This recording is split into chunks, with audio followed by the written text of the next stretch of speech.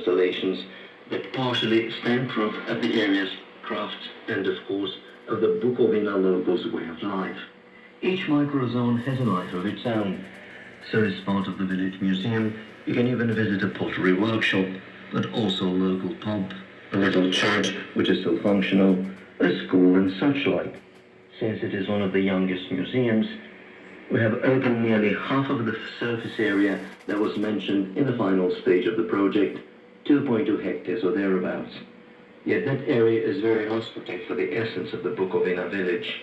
As for our second surface area, there are self-contained households erected on the premises, yet the infrastructure does not exist for the time being. We asked the director of the Bukovina National Museum, Dr. Constantin Emil, to speak about the layout of the various structures as part of the Bukovina Village Museum. The objectives have not been placed thematically. They are incorporated in the territory of the village. There are several households. A rivulet that flows through the village. Then you can see the church opposite the school, and so on. We have tried to recreate the image of a traditional Bukovina village using the interiors as well, which makes a very good impression on our visitors. The items we have: ovens and stoves, extremely different from one another. Of course, we have traditional furniture and traditional apparel pieces. Almost all that we have in this museum is functional, including, for instance, the ironware of the recreated village. Also, the educational activities hold pride of place for us. Unfortunately, traditional crafts have disappeared little by little, or have become less interesting.